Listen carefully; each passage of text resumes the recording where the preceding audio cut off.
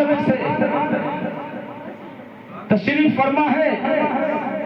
ان کے رخ زیبا کی زیارت کرو. آقا مولا حسین کی عمر 6 برس کی ہے. کئے برس کی؟ 6 برس کی. کئے برس کی بتاؤ یار؟ 6 برس کی. 10 منٹ کی گفتگو حضرت کے موجودگی میں. حضرت کی میں دعائیں چاہتا ہوں, یہ میرے لیے دعا کر دیں گے تو اللہ تبارک تعالی ہم جیسے ناکاروں کی زبان میں سلاست پیدا فرما دے گا, اور یہ دعا فرما دیں گے تو اللہ تبارک و تعالی تمام علماء کرام کو علم نافع عطا کر دے گا, اور تمام لوگوں کو علم دین کی لازوال سے بہرور فرما دے گا. سبحان اللہ. بے شک حضرت امام حسین رضی اللہ تعالیٰ عنہ کی عمر 6 برس کی ہے. کتنے؟ 6 برس کی ہے. اللہ اکبر کبیرہ. جب آپ جو ہے مدینہ کی گلیوں میں چلتے ہیں, مدینہ کے خطات میں جب آپ چلتے ہیں, اللہ اکبر کبیرہ, آپ مدینہ کی گلیوں میں قدم رنجا فرماتے ہیں تو لکھنے والوں نے لکھا ہے, پڑھنے والوں نے پڑھا ہے, کہنے والوں نے کہا ہے کہ اللہ اکبر کبیرہ سرکار کے تمام صحابہ آپ کے چلنے پہ گرویدہ ہو جایا کرتے تھے. سبحان اللہ. آپ کے چلنے, آپ کے گفتار, آپ کے رفتار سے اتنا عشق فرماتے تھے کہ حضرت حبیب ابن مظاہر سبحان اللہ صحابی رسول ہے. آقا صلی اللہ تعالی علیہ وسلم کی یہ صحابی ہے. میرا آقا حسین جب مدینہ کی گلیوں میں چلتا ہے تو آپ کی عادت بن چکی تھی کہ جب سرکار امام عالی مقام رضی اللہ تعالی عنہ مدینہ کی گلیوں میں چل رہے ہیں, عمر آپ کی 6 برس کی ہے, حضرت حبیب ابن مظاہر کی عمر 12 برس کی ہے, جوانی کے دہلیز پہ قدم رکھ چکے ہیں. اللہ اکبر کبیرہ. اور دیکھو نوجوانوں, مصاحبہ جو ہے محاسبہ کرو کہ پہلے کے نوجوانوں کا عالم کیا تھا جو نبی کے عشق میں سرشار تھے, ان کے مقدر کا عالم کیا تھا. آج ہم بھی نبی سے عشق کا دعویٰ کرتے ہیں, آج ہم بھی کربلا والوں سے عشق کا دعویٰ بھرتے ہیں, آج ہم بھی دم بھرتے ہیں کہ امام حسین سے ہم محبت کرتے ہیں, امام حسین کے نام سے تمام تر جو ہے ہم محافل رچاتے ہیں, امام حسین کے نام سے سبیلے پلاتے ہیں, امام حسین کے نام سے ہم سب کا خیرات کرتے ہیں. لیکن یہ تو بہت کم ہوتا ہے, خرافات زیادہ کرتے ہیں لوگ. خرافات میں بڑھ چڑھ کر کے لوگ حصہ لیتے ہیں, دعویٰ کرتے ہیں ہم حسینی ہیں, امام حسین سے محبت کرتے ہیں, لیکن دعوے میں کس طرح فیل ہوتے ہیں. اور صحابہ کے نقش قدم پہ چلو, تمہیں پتہ چل جائے گا کہ آل رسول سے کس طرح محبت کرنی چاہیے, نبی کے گھر والوں سے کس طرح کی محبت کرنی چاہیے, نبی کے گھر والوں سے کس طرح انسیت رکھنی چاہیے. ارے یہی جب چاہیں گے, یہی اشارہ کریں گے تو تمہیں جنت ملے گی, ورنہ ہمارے مقدر میں جنت کی جو ہے خوشبو بھی نہیں ہے. اگر یہ نبی کے حال نہ چاہے تو تمہیں جنت کی بشارت مل بھی نہیں سکتی, اس کی خوشبو بھی نہیں مل سکتی ہے. حضرت حبیب ابن مظاہر کے بارگاہ میں آؤ, فرماتے ہیں سیدنا امام عالی مقام رضی اللہ تعالی عنہ مدینہ کی گلیوں میں چل رہے ہیں. مدینہ کے خطات میں جب آپ قدم رکھتے ہیں تو آپ کا عشق بولتا ہے, آپ کا عشق بولتا ہے کہ جب آپ جو ہے امام حسین کے پیچھے پیچھے چلتے ہیں. لکھنے والے نے لکھا ہے کہ حضرت امام حسین جب قدم بڑھاتے ہیں, حبیب ابن مظاہر نیچے جھک کر کے آپ کے قدموں کی دھول اٹھاتے ہیں. دھول اٹھانے کے بعد جو ہے کبھی اپنے آنکھ کا سرما بنا لیتے ہیں, سبحان اللہ, کبھی اپنے جو ہے پیشانی پہ ملتے ہیں, کبھی اپنے جو ہے سینے پہ مس کرتے ہیں, کبھی اپنے سر پہ رکھتے ہیں. عشق کا عالم یہ تھا کہ اللہ اکبر کبیرہ, یہ آپ اپنے لیے لازم و ضروری سمجھ لیے تھے.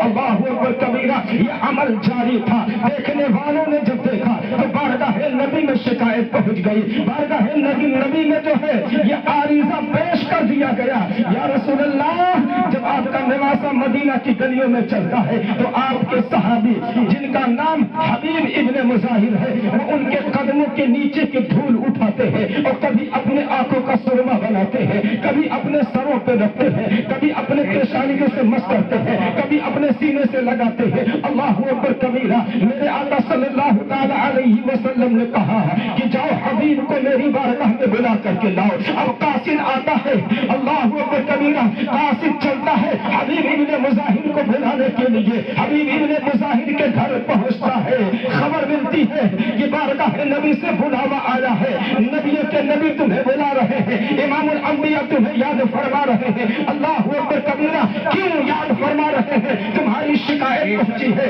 تمہاری شکایت پہنچی ہے بارگاہ نبی میں, چلو تم مجرم اکبر کبیرہ. حبیب ابن مظاہر کھانا تناول فرما رہے تھے, کھانا تناول فرما رہے تھے. آپ نے کھانا کو سائڈ میں کیا, آپ نے کھانا کو چھوڑا اور فوراً اٹھ جاتے ہیں. اللہ اکبر کبیرہ.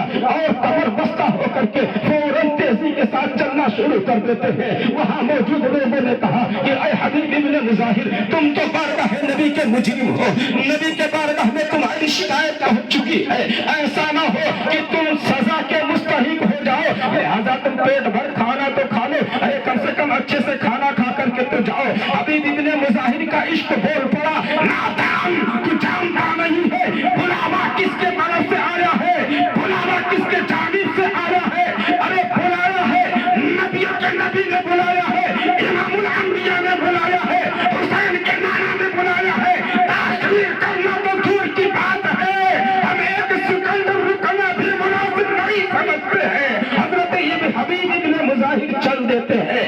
لکھنے والے نے لکھا ہے جو قاصد بلانے کے لیے آیا تھا وہ پیچھے پیچھے ہے, آپ آگے آگے چل رہے ہیں. اور یہ خیال ہے دل میں, یہ محبت ہے دل میں کہ کتنی جلدی نبی کے بارگاہ میں میری حاضری ہو جائے, کتنی جلدی نبی کے بارگاہ میں ہم پہنچ جائیں. اللہ اکبر کبیرہ. بارگاہ نبی میں حاضر ہوتے ہیں اور جو ہے سر کو سجدے میں رکھ دیتے ہیں. بارگاہ نبی میں آپ رو کر کے گڑ گڑا کر کے عرض کرتے ہیں, یا رسول اللہ ہم سے کون سی بھول ہو گئی ہے, ہم سے کون سی خطا ہو گئی ہے. یا رسول اللہ میری غلطی کیا ہے, یا رسول اللہ میری خطا کیا ہے. اللہ کے رسول صلی اللہ تعالی علیہ وسلم نے ارشاد فرمایا کہ اے حبیب یہاں شکایت یہ پہنچی ہے کہ جب میرا نواسا امام عالی مقام مدینہ کی گلیوں سے گزرتا ہے تو تم ان کے پیچھے پیچھے چلتے ہو, ان کے قدموں کی دھول اٹھا کر کے کبھی سر پہ رکھتے ہو, کبھی اپنے سینے پہ مس کرتے ہو, کبھی آنکھوں کا سرما بناتے ہو. اللہ اکبر کبیرہ. جب یہ جملہ نبی نے ارشاد فرمایا, حبیب ابن مظاہر نے کہا یا رسول اللہ اگر یہی میری خطا ہے, اگر یہی میری غلطی ہے تو اعلیٰ حضرت کی زبان میں ارشاد فرماتے ہیں میں مجرم ہوں آقا, میں مجرم ہوں آقا, مجھے ساتھ میں لو کہ رستے میں ہے جا بجا کھانے والی.